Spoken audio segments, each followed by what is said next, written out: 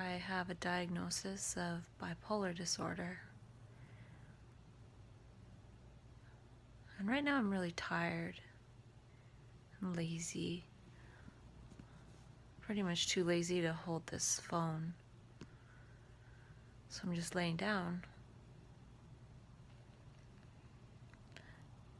I've been sort of in a funk these last few days. I feel in a funk for many reasons, but one of them is just about having a diagnosis of a mental illness and sort of feeling responsible for being able to do all that I can to make things better for people that have these types of challenges, but not really knowing where to begin. I feel kind of alone. I feel like since I've been through it myself, that there might be a lot that I can offer and share, but there's not that many opportunities to do so. There's committees, and that's a place where I can talk to people in the mental health system and offer some of my experience, good, bad, and ugly, that may or may not help to change the system, but I feel like that's way too slow. Or that it's a process that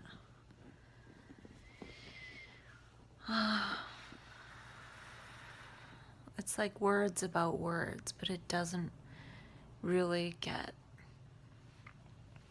to the essence of what it's really like.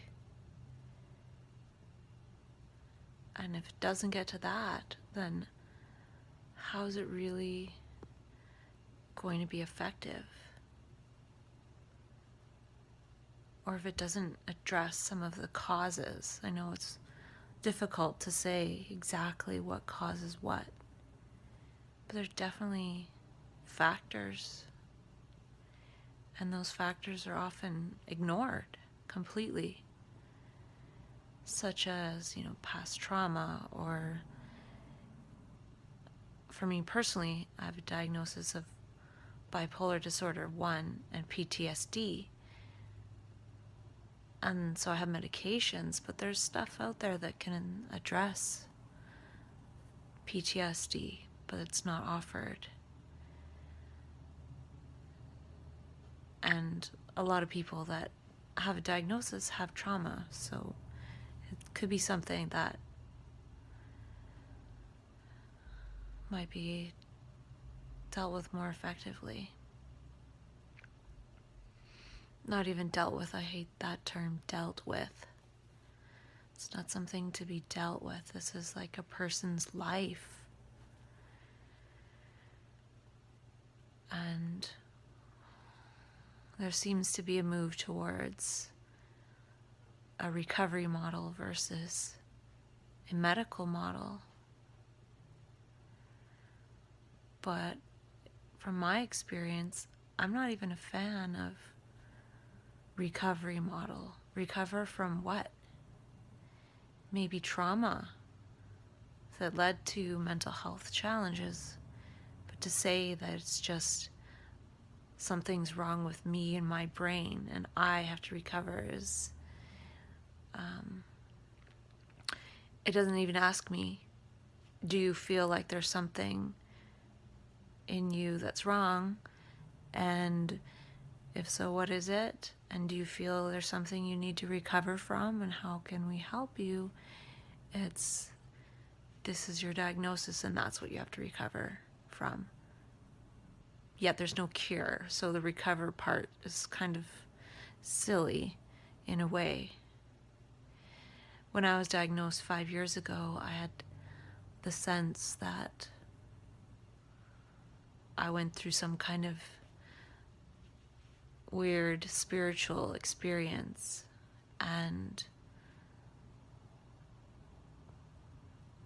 not that it wasn't partly terrible, it really was. But what I'm saying is, I was never asked, what do you think is going on for you? Like, what do you think's happening in your situation? Or even like, do you agree like you have this mental illness, which I still don't really agree. It's not that things didn't happen and things don't happen. I feel like there's more helpful frameworks. And even if a psychiatrist wants to diagnose me with something, I don't even know if I really need to know the details of it, really. It's more a matter of, for me, getting my life back in order. Or how did it get in such disorder? And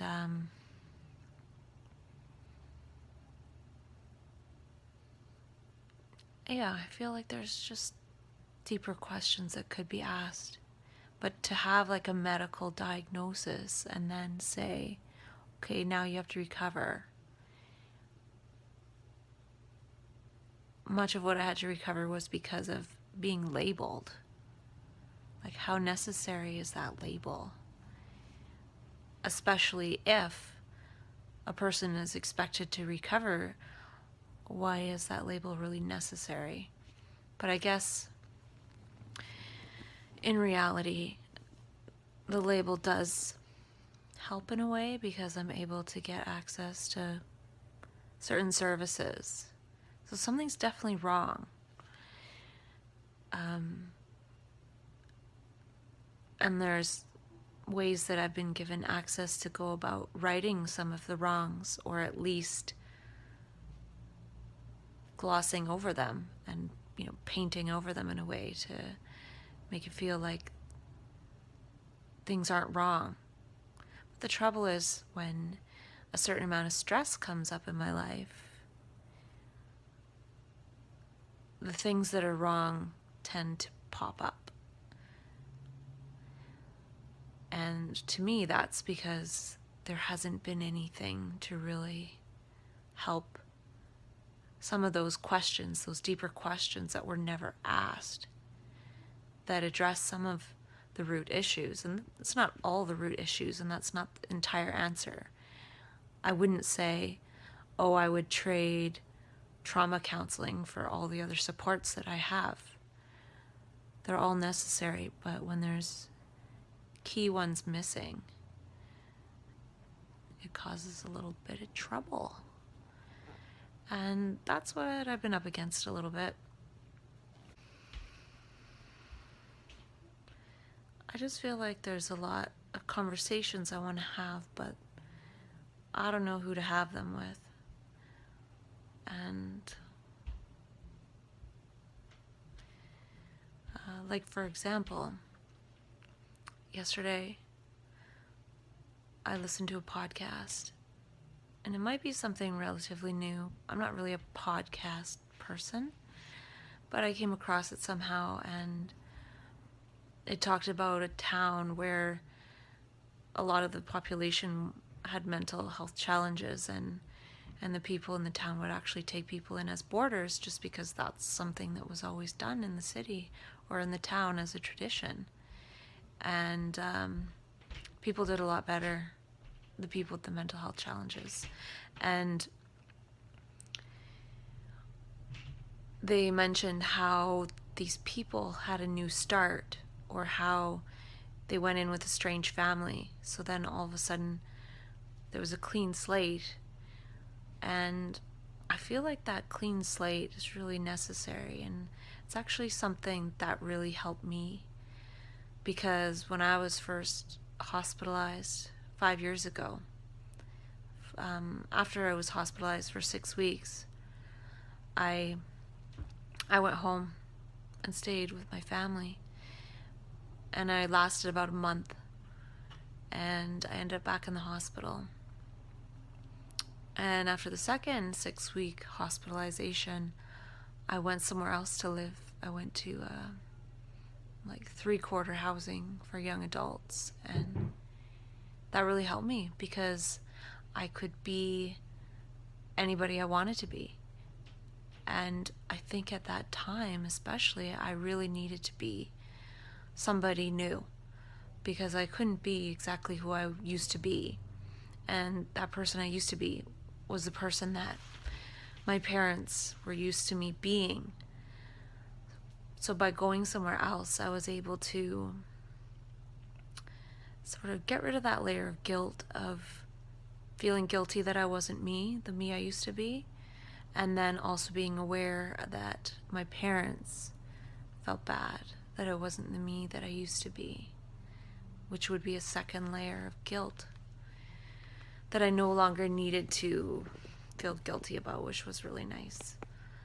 And so that's one of the things I feel strongly about, especially for the quote-unquote new people that are coming into the mental health system, is if you have the opportunity, get away from your parents. Even if you think, oh, they're so comfy and nice and they're my parents and they love me, definitely get away. And it's almost because they love you. And that's what caught my ear in this podcast, is something that I had a sense about before, which was just the parents caring and grieving effects and wanting me to do better, faster than I'm capable of. I had an awareness of that the first time I went home. And so by going to this, group home or whatever you want to call it, I was able to escape that. And they talked about in this podcast that there was a few attitudes that certain parents would have that basically would increase the probability of a relapse. They call it relapse. I don't know if I would call it a relapse per se, because relapse is saying, oh, you have this mental illness and you had a relapse. No, it just could have been worse, like bad combination of meds and bad combination of people supporting me. It wasn't a relapse. It was just actually getting worse before it got better. And so one of the characteristics was over emotional involvement. And my parents have always been very distant from my quote-unquote recovery journey. And this has been awesome because that way I was able to recreate myself new the way I wanted to, and I didn't really have to worry about them always watching over me. I didn't want my parents to become my mental health police, which can sometimes happen, or I didn't want them to become my nurse. I just kind of didn't want to be around them because I knew they were worried for me and scared for me. And there was two other attitudes they mentioned on the podcast that really indicated that it would increase the likelihood of a person having a quote-unquote relapse, or maybe just re-hospitalization. They discovered in a study that people with schizophrenia that went to a boarding home did a lot better in terms of not returning to the hospital and whatever else than if they went home to live with their parents. So they came to the conclusion that caring or closeness, like family closeness, is actually a detriment. And I just listened to this podcast a couple days ago, and I have felt that feeling this whole time, that it was just actually my family's taking steps back from me and allowing me to be my own person. that helped me recover, and that I really did recover amongst strangers. These people didn't know me, they didn't know my past, they didn't know how I was before. When they met me, I was like 140 pounds. So when I started eating healthy and losing weight, they're like, whoa, what's happening? Oh, are you okay? And I'm like, I've never been this size before. Like, I'm usually 115, 120 pounds. So now they're used to me how I am now after I've lost weight. But so they didn't really understand when I was saying that I wasn't really comfortable with how I'd gained 50 pounds. And it really was a fresh start for me to be around people that didn't know me. That way I could get to know myself in the reflection of others, like clean eyes, clean heart. And that really helped me. I didn't have to constantly adjust myself to how my parents saw me before or how I thought they saw me. It was super helpful. I really feel like that saved me. And I had a lot of people help me that worked in the mental health system. And then also a lot of acquaintances who also had diagnosed mental health challenges. I like to say people with lived experience with a mental health diagnosis, meaning a person has a diagnosis, but doesn't mean that diagnosis is correct or that I need to know anything about it. It's just almost like having lived experience with the mental health system, more so than saying, oh, I'm a person with a mental illness. You know, maybe one day they'll have better stuff and it'll actually be like, we'll recover, as they say now, to the point where you wouldn't even know yourself that anything's wrong. And I feel like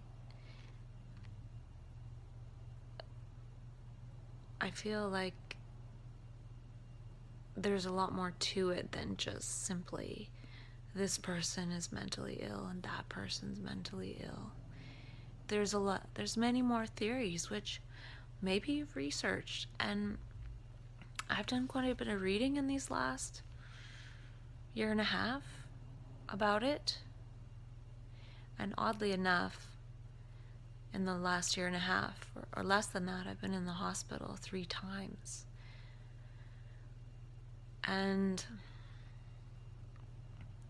that's one of the reasons why I'm talking about it now, is because I feel like maybe the more I research it and the more I talk about it,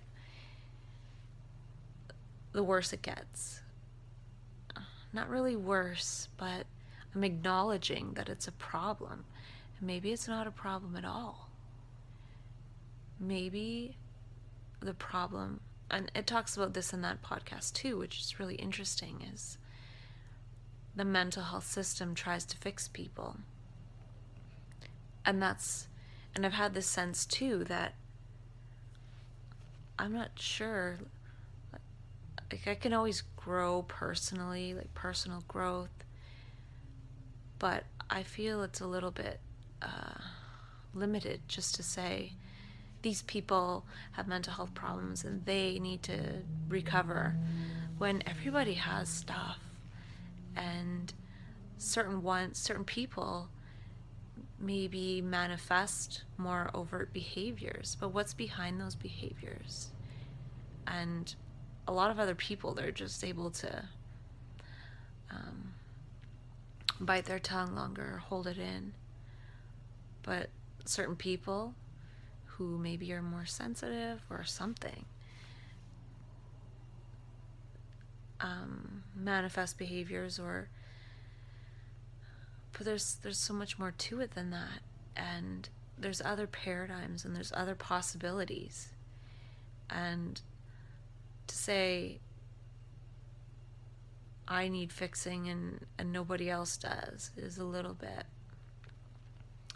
limited to me, because I can actually see a lot of things that are messed up in myself and in the world at large, and we all kind of can. But the thing is that a lot of times we see stuff wrong with people out there, but what about ourselves? And I've done a lot of looking at myself, and there's some really bad stuff in there, but there's also some really good stuff. And I don't even think it's a matter of bad and good. It's I don't know what it's a matter of, but what I'm saying is that we all need some fixing. But to start from that there's something wrong with certain people divides us, and it doesn't really invite conversation about. There's no conversation. There's not very much conversation with people that have gone through the system to say, what do you see? What could be better? What do you think really was going on with you? Like, we gave you this diagnosis after 2 days in the hospital. What do you think was going on? I'd probably have a lot of different stories than what the psychiatrist would have to tell me. And it's just so much bigger than that. It's like it's a world problem, not an individual problem. And in my experience, what I've seen is that, and this is going to sound kind of airy-fairy, but we're actually connected. We're actually one thing. We're like humanity is humanity, and we're all a piece of that. And we all experience distress, and we all experience turmoil and suffering and pain, and some of us more than others. And I feel like certain people are becoming more sensitive to this pressure or this pain that is almost like collective pain. And the collective pain is getting so high that it's at a threshold that certain people just start acting out and acting crazy in a way. There's so many more interpretations than just that. It's that's just one thought. And there's a lot more to it. It has to do with the evolution of consciousness. And I feel like there's this energy trying to push through some of us, so we become messengers, but not like messengers of sort of the whole of humanity. Like, look what we're doing to each other, and look what we're doing to the planet. This is nothing new, but when I'm in a certain state of consciousness, I feel it so strongly. It hurts so bad. Like, I can feel the pain of the person next to me, or I can feel the pain of the forest, or I can feel the pain of the homeless person. And that sounds strange. It's like, feels like hyper empathy, and not like, oh, just talking to somebody and sort of feeling their pain, but not knowing where this pain is coming from. And it's psychic pain, it's inner pain. It feels like it's from the collective psyche. We share one psyche. All our thoughts come from outside of us, in terms of where did we learn these thoughts, or where do we get these thoughts? They're from the structure of society, and that structure is creating the pain, the division between us, and the haves and the have-nots, and is training us to not feel empathy for people and things. But I feel like certain people are able to really train it out of themselves. But it's going to pop up in somebody else. Like, it's got to be balanced. So some people are developing even more empathy. And this is nothing new. But I guess for me, it's kind of new because initially in my life, I was trained to not have that empathy.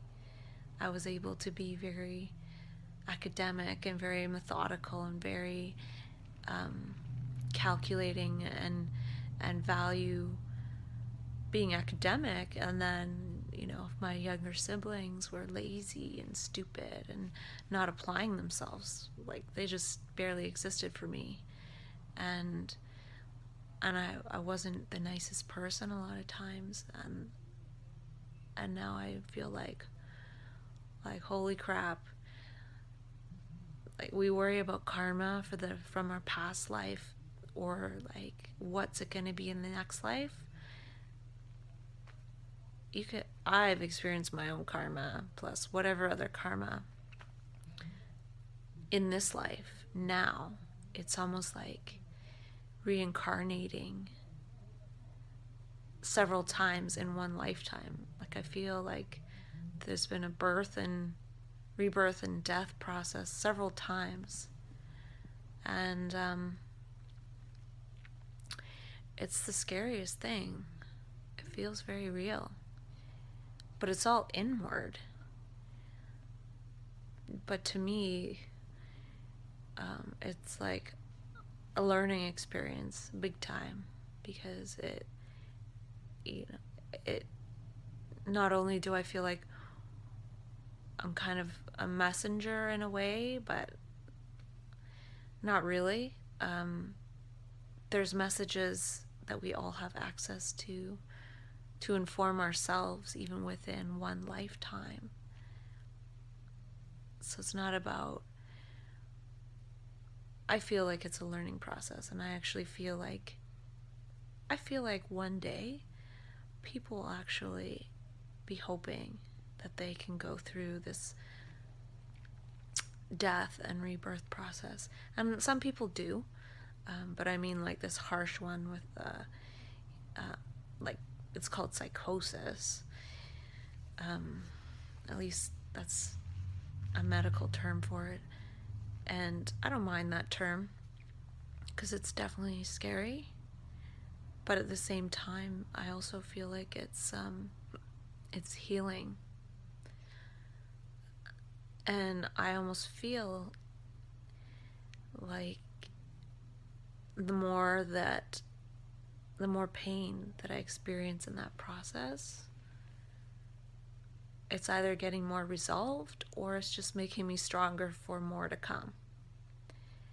And I feel like since so many of us are conditioned and trained away from these natural human feelings, not emotions, but feelings of actually feeling each other, actually feeling what is happening, what we're doing to the planet, and what we're doing to each other, even if it's just a look, even if it's just a gesture, even if it's just not looking someone in the eye when they try to seek out your gaze for acknowledgement. All those things, they divide us. And words divide us. And we're not divided. And most of us don't know that we're not divided until the day we die. And we realize, whoa, I missed the boat. I really did. But for me, I've, been fortunate in a way to experience psychosis 4 times. And it's the scariest thing ever. But at the same time, I, I, I feel that I learned something about this connection that we have to each other that we're not feeling. And it's almost like it has to evolve slowly, because if we all of a sudden all couldn't know and see what we were really doing to each other, which is our own selves, it would be a disaster. Just probably mass suicides, mass insanity. And then by the time that was over, there wouldn't be that many of us left. So we're already seeing a lot of terrible stuff happening in the world, because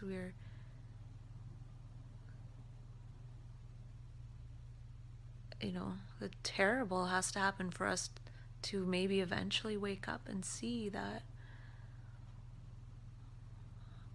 we're connected, or we're one organism, kind of like ants. They don't see themselves as separate.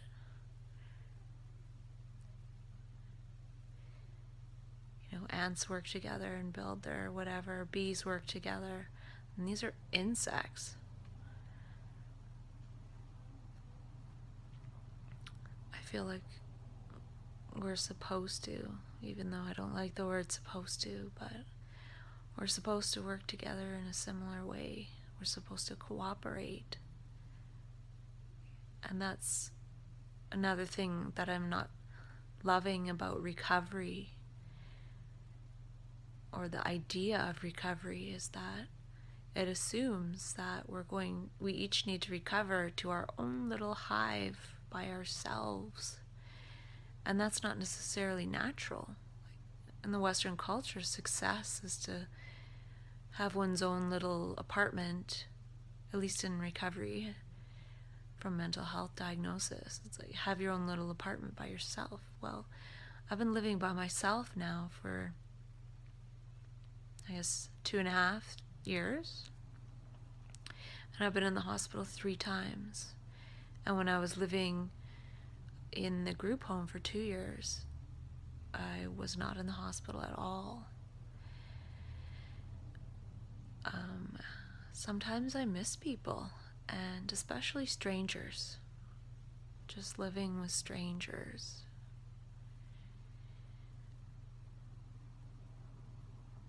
I was ready to leave there when I left, but the definition of success being independence versus interdependence, there's something missing there. And I think something else I was looking at recently was an article on America.com by Dr. Fisher.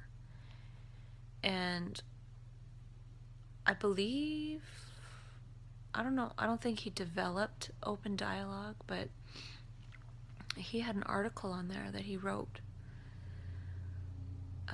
And he's a psychiatrist, and he was diagnosed with schizophrenia at the age of 25.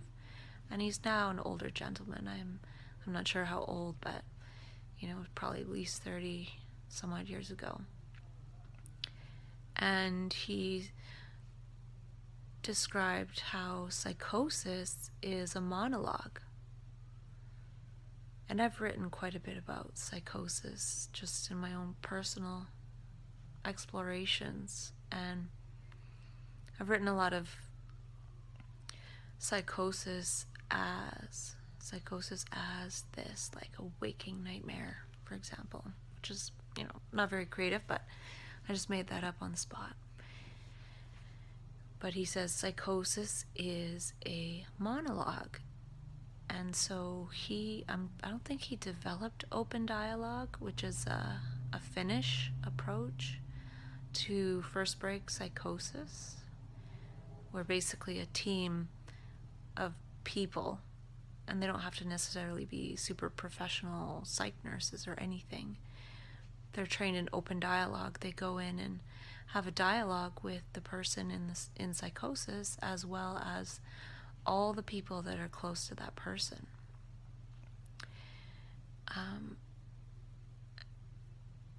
And basically what they're sort of saying is that the person that has developed the psychosis has retreated into a monologue with themselves that isn't necessarily congruent with consensus reality, and that happens because of a breakdown in the person's social connections or relationships. And I'm not saying that exactly perfectly, I'm not looking at a piece of paper, but that really struck me, because it is a monologue in a way. Maybe it's not the only way to think about psychosis, but when I was in psychosis the first time, I was isolated, and I had a really isolating thing happen to me, and I lost a lot of my social connections because of it. And I wasn't in psychosis right away, but not too long. I feel like the isolation and the quick disconnection from so many of my connections allowed me to be in a monologue with myself, and it's almost like going into my own reality tunnel. We all have our own little reality tunnel, but usually it syncs up pretty well with reality. Well, that's questionable, but at least what everybody agrees upon. And I guess my mind was able to create a lot of different stories about things that eventually got me into a place where I wasn't very matched up with reality at all. So with the open dialogue approach, it's a way of almost like talking someone back into reality, or back into their social connections. And even though I've never experienced that myself, I feel like that would be super amazing if we had that approach in the Western world. It assumes it's something that's manifesting in the whole social connection of the person, not just, oh, something's wrong with you or your brain, you know. And to me, that is congruent with, I don't want to play words with friends. That's congruent with Dr. Daniel Siegel's work, which I've been reading a little bit of, and he talks about how the mind is not just the brain and all the nerves in the body, but it's also relational. So we have an embodied and a relational mind. And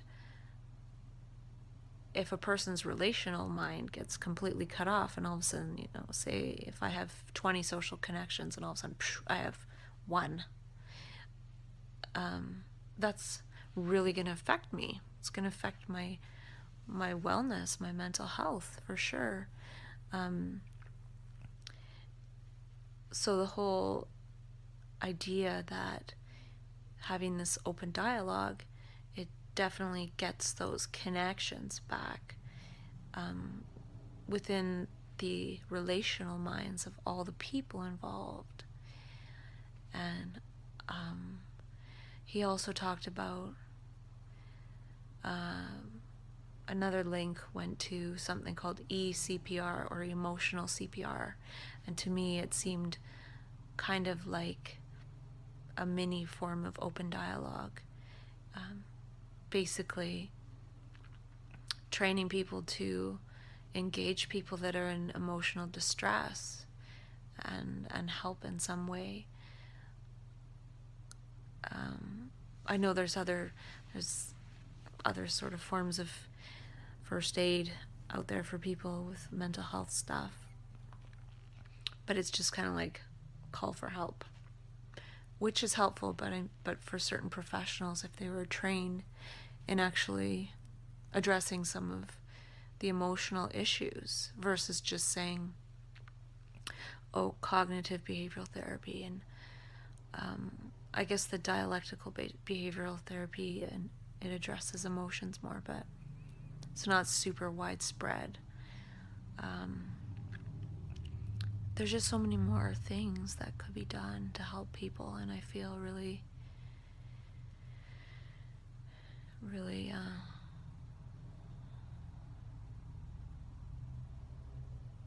helpless.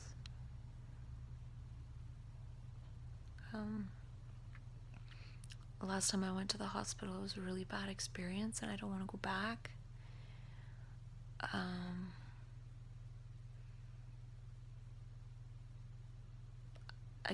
I guess for me, I'm wondering if by working and focusing on mental health, if it's going to help my own mental health or if it'll make it worse.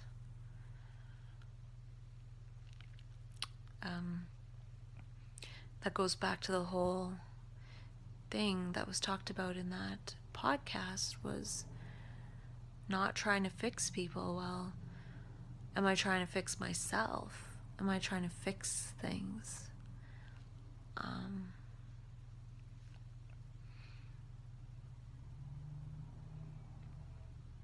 The whole time, I've never really tried to fix myself. I've just had fun along the way, and I was really able to laugh at myself and laugh at the situation I found myself in, because it was pretty unbelievable, like super unbelievable to me. And I just don't understand why we don't create a society where we can actually be happy. Like, why do our parents have us for us to be how they think we should be? And why do we grow up trying to be how we think they think we should be? It's just so futile. I'm still, even now, adjusting to that, even if maybe they don't care so much anymore.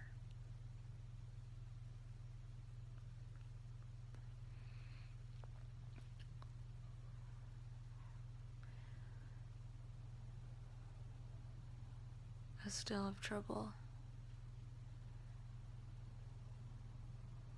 I still don't maybe think I can be happy with how I want to be happy.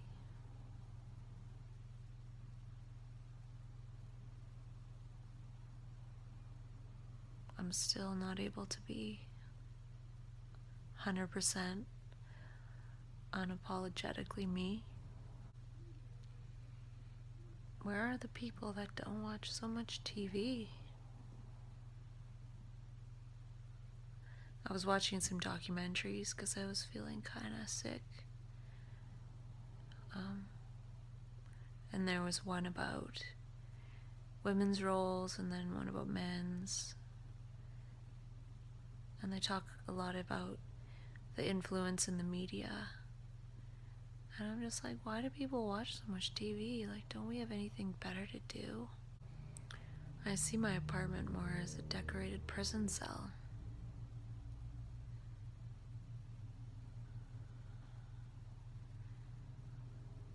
Today I was at the mall and I spent like an hour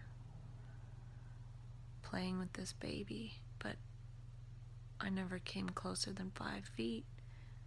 It was maybe 10 feet because I was just sitting in the chair across the way from the baby, and the mom was holding the baby, and it would just keep looking at me and smiling, and I would make eyes back at the baby.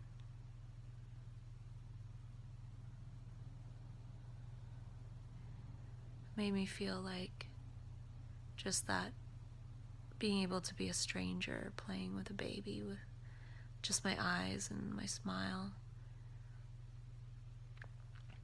Maybe I'm able to tell the baby that this is a friendly universe.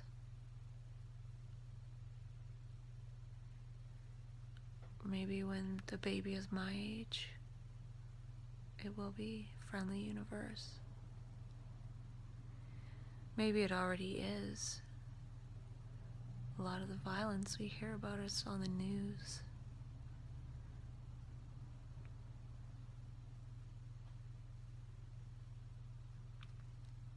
Why is violence entertaining?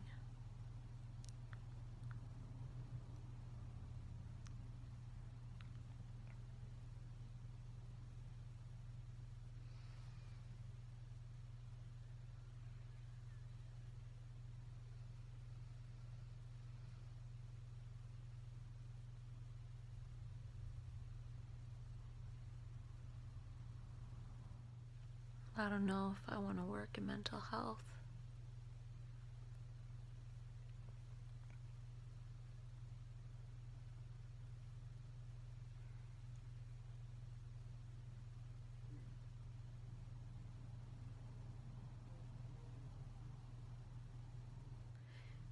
I already sort of had a chronic fatigue syndrome like illness in my early 20s, and it was a 5-year battle.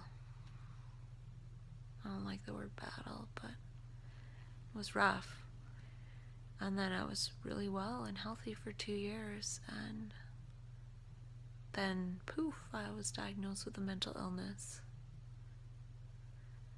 And it's been 5 years. And I always figured because I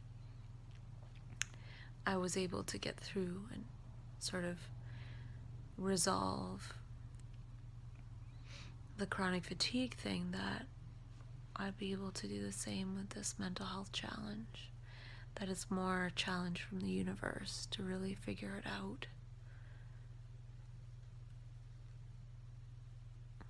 And I have figured quite a few things out, but not all of them. And I feel like I haven't really shared that much of stuff. And I want to, because maybe it could help somebody else. And really, I just want to help somebody else through suffering, through their suffering, not to have to suffer so much.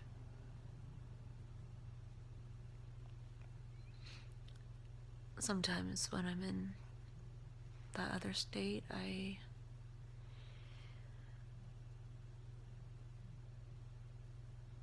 get this sense that I'm supposed to help people, but I don't know how.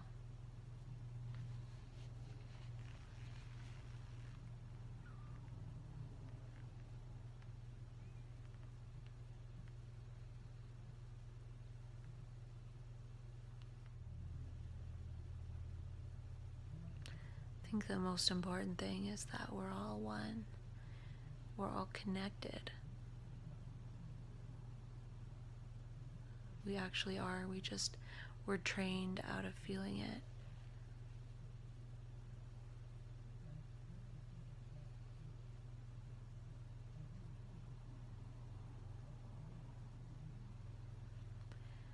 You know, maybe that's why I've experienced a lot of suffering, is because I've suffered a lot of the stuff that I've put out there.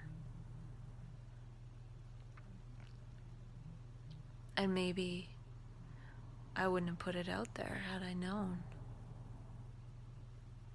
But now that I know, it's easier to not put stuff out there that I wouldn't want for myself, as in everybody. It's okay to put out stuff that you would want for everybody.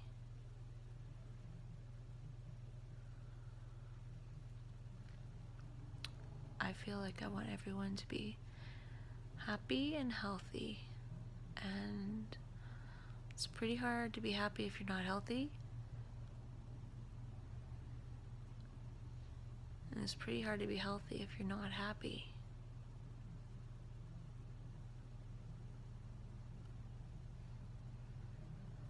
I've spent a lot of my life trying to be really, really healthy,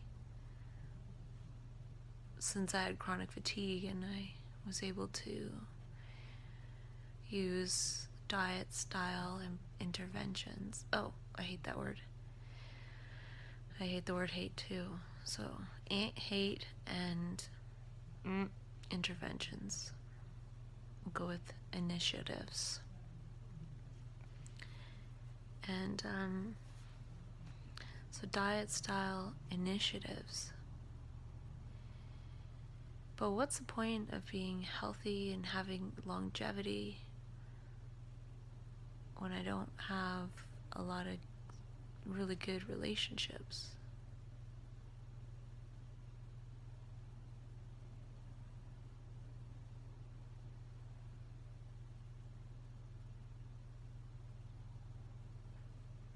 I'm working on that.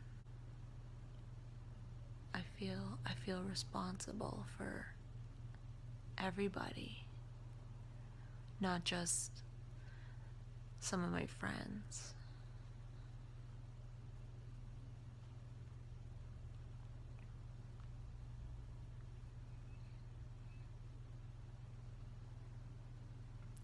I've done a lot of reading of J. Krishnamurti, and he talks about how, well, he has a quote that he says, "I am the world and the world is me," or "You are the world and the world is you." And in psychosis, I feel that to be very, very, very true. I can sense where everything is coming from, or how it happened, or how it relates or ties in. It's all connected, it's not separate. But then in so-called normal consciousness,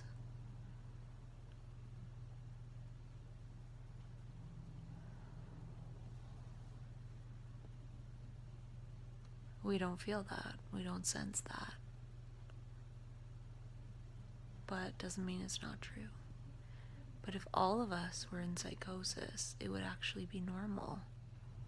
I'm getting hungry.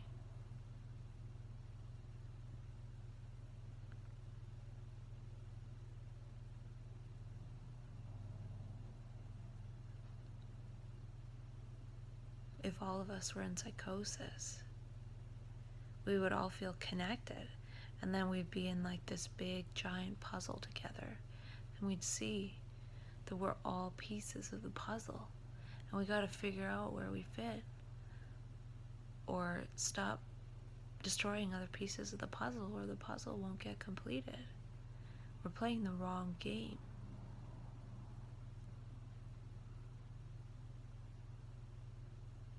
We're trying to become pieces of the puzzle that we're not. You know, I don't know if I can survive another psychosis.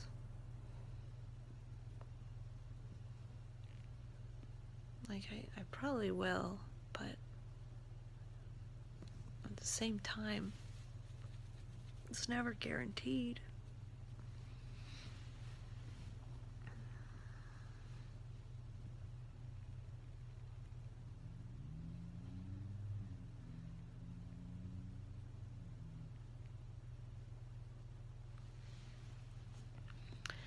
It's not guaranteed.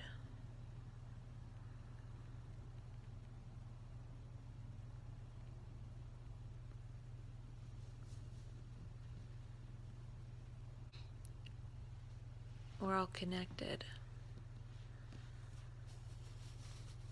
We're connected with nature too. We are nature. We are the trees.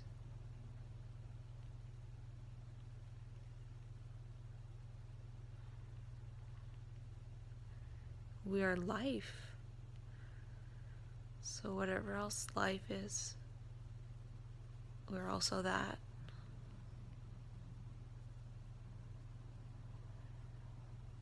It's really fascinating how we don't see this.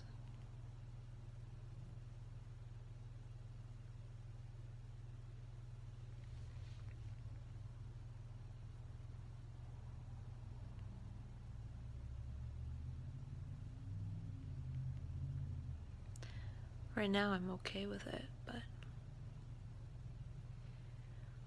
at times it becomes pretty unbearable. And it feels like the only way to escape the pain is to end it, because the very people that want to help are part of the problem.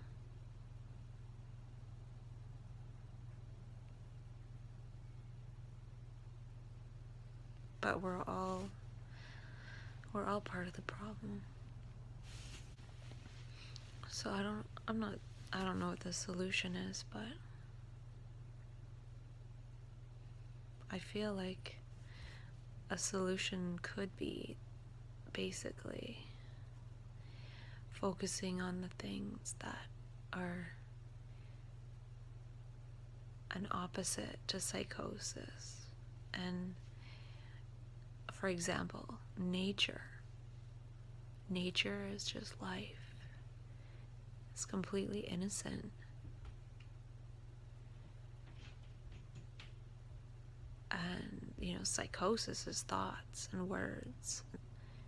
It's sound, it's noise. I feel like noise, words. Nature is just quiet and it's life. Words aren't life. Words are concepts, and words, they point to something.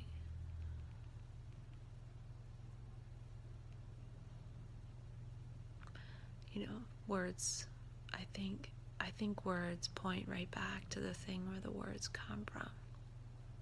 It's all you. It's all me. Words come from life. We need to have a living thing to produce words. But doesn't mean that's what life is. But I love words. I realize that information is my safety.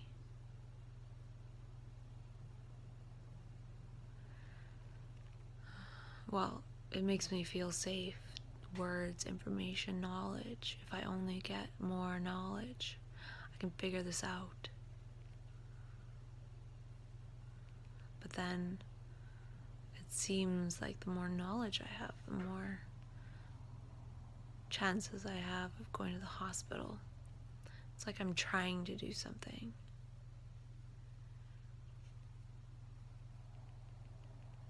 Could be back to the trying to fix myself instead of just being myself. And that was the thing when I was living at the group home. I was just being myself, whoever that was at the moment. I figured I had a mental health diagnosis. I didn't really have much to lose. I could be a little bit out there. I could be a little bit crazy. I could say goofy things. I could laugh. I think laughter is what saved me. And I think that's another opposite of psychosis, is laughter and humor.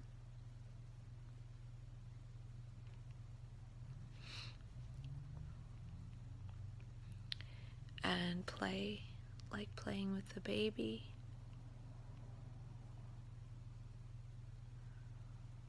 I was really playful. I still am. I'm just a little bit tired.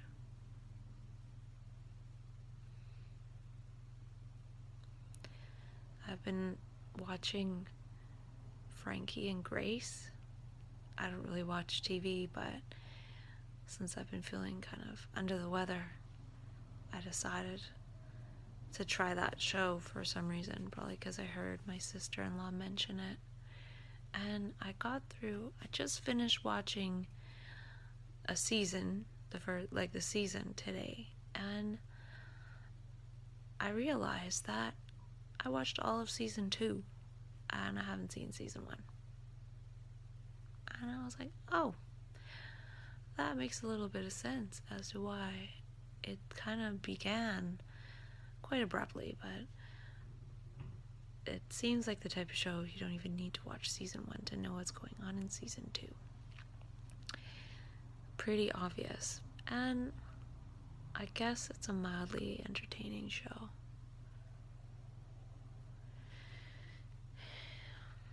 Perhaps I'll watch season 1. I almost feel right now like I could just lay down and watch TV. And I was.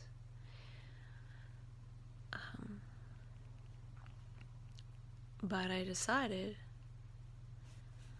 to just start talking to myself because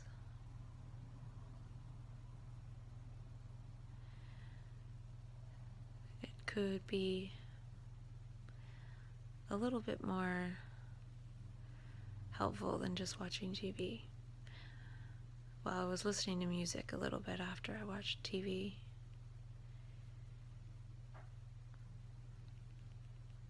I feel rather lazy, so I'm just going into the laziness.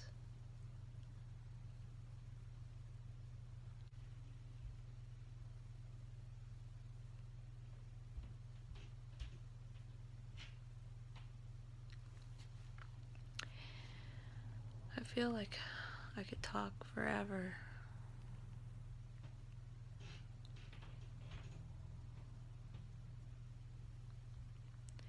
What would we really do if we could sense that we were connected? Or that we were just one thing, and anything we did to someone else, we actually did to ourselves right away. Like bad thought, bad gesture, bad word out loud to them. Could you imagine? But I feel like that's how it really happens.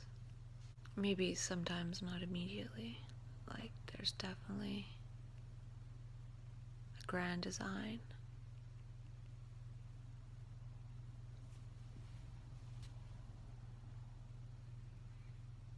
It's a really, really intricate design.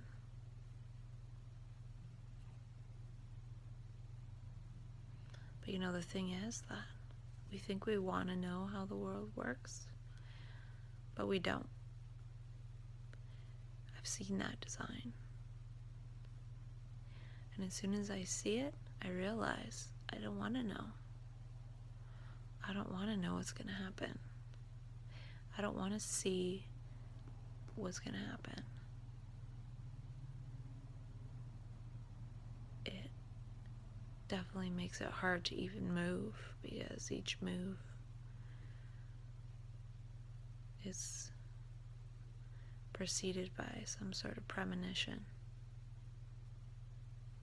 which might be something soon or far away.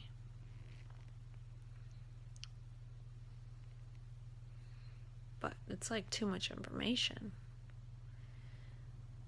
It's interesting because we can only really handle a very small amount of information at a time.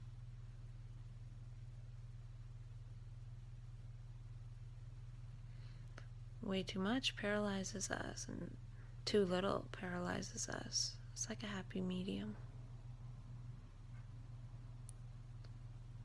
It's like we can handle the little bit of information about ourselves and our own little personal thoughts and our own little personal world, but as soon as it opens up to more,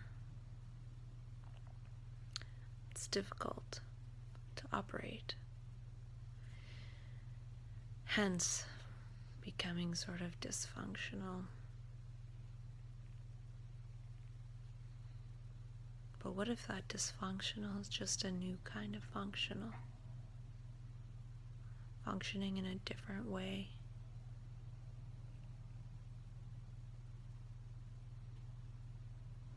We just need to figure out how to do that.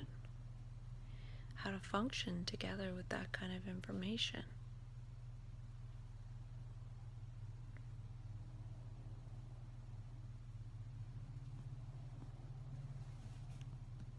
we're too lazy. Like I am.